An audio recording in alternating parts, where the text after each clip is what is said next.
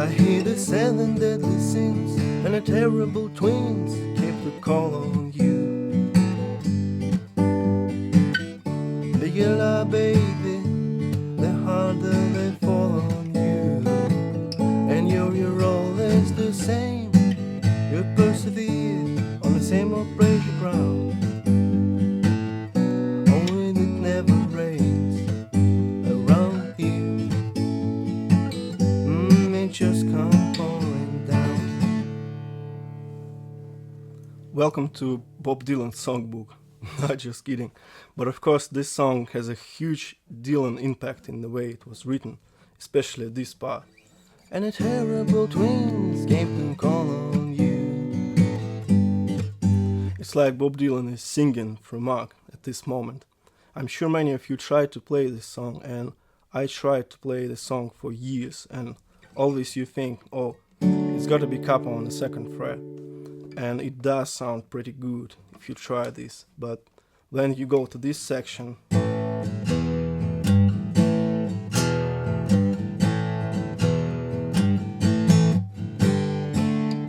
and think, now I can't do that, I need this low end. So unless you're Tommy Emmanuel, who can just drop or slide the capo mid-song, which I can recommend really, you have to play it all without capo. And I'm crazy for loving you. Crazy. I know a lot of people love this outro section.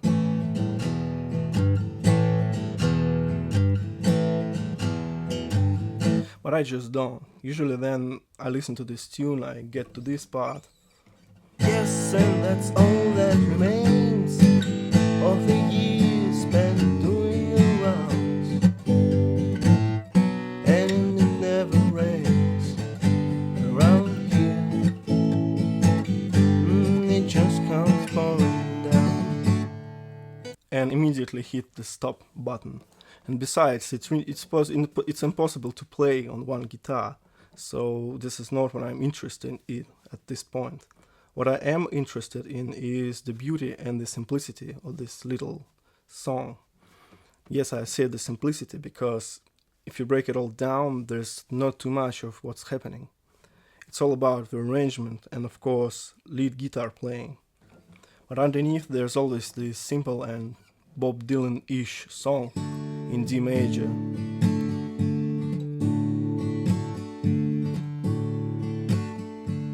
So the intro is G, A, D, B minor, G, A, D.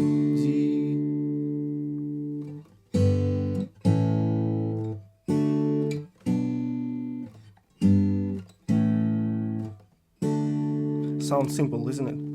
But you can't leave it just like that, or it will be too easy. And this is where the arrangement comes handy. And instead of this G chord, you can play this G major 7-1. It's like B minor, but with G in the bass.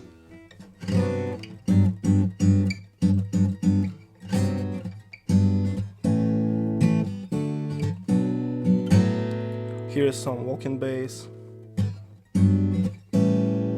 A7 instead of plain A.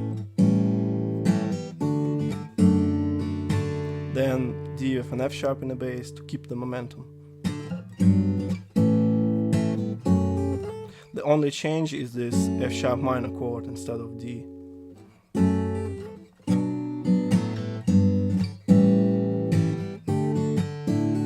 And classic D suspended chord licks.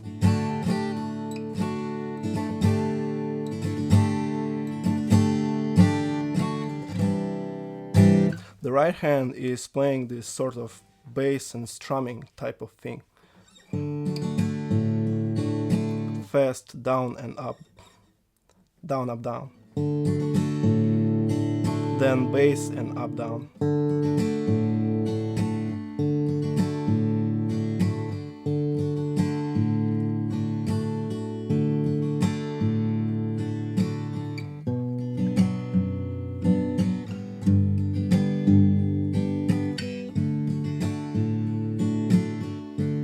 again,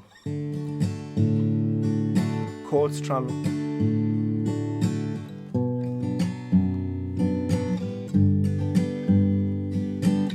And it just repeats over and over, with the accents on 2 and 4 maybe.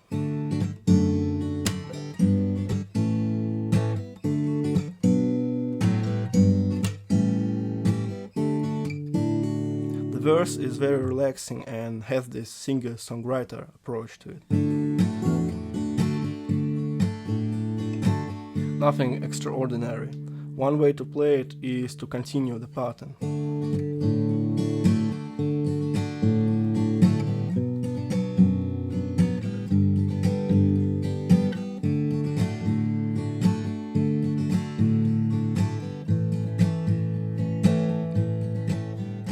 Or even employ this Sultans of Swing rhythm approach.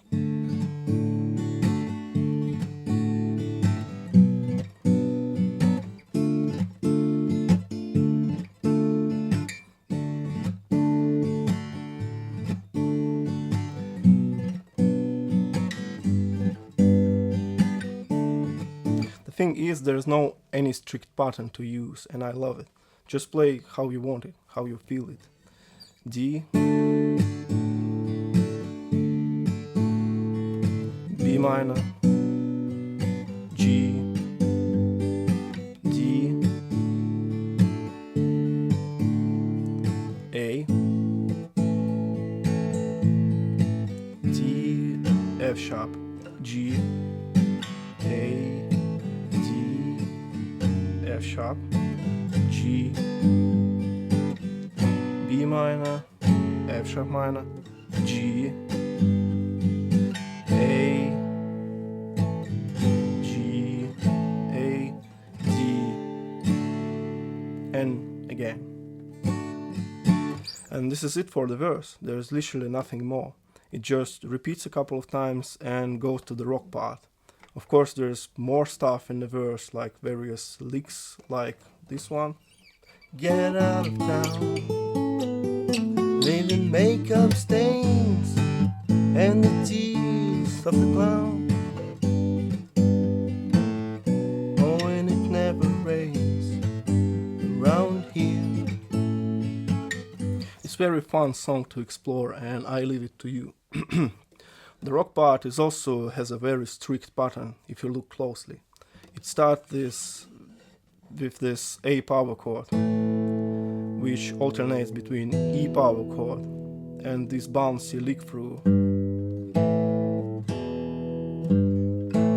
G with a little bend.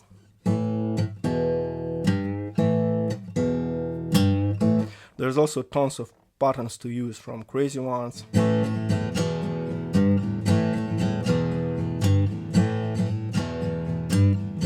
to just plain downstrokes.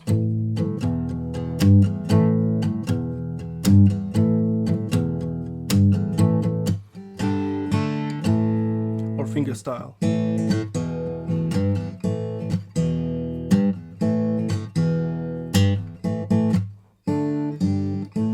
Anyway, the pattern goes like this. It's A5 to E5 for 3 bars. Then it goes from G to D, and I like to use the big open chords here without the first string though. But of course, power chords can do too. And then it's A to E for 1 bar, A to B, A to E for the last bar. For the finish, it now ends with D going to G instead of G going to D. Now I know it sounds confusing, but there's a simple way to remember what to play and when. It goes A5,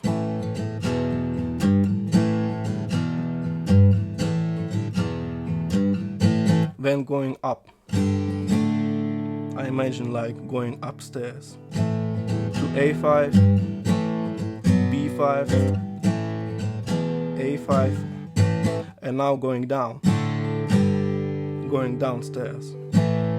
So this is the pattern.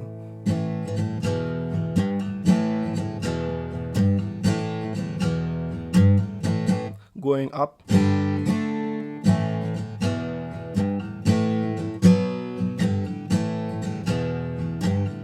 going down. Pretty easy, right? And it repeats. Then you just try to sing over it, which is another challenge. Oh, you were just a roller coaster memory. I don't know why I was even passing through. So you making date with destiny. He came around here asking after you. So there's only 3 parts in the whole song: the intro, the verse, and the rock part. So you can carefully examine each part on its own and then throw it all together, and it will sound amazing. But it takes time. It took me a long time to go through this song, so don't expect it to come overnight. But with songs like that, it's completely worth it. Be happy, and thanks for watching.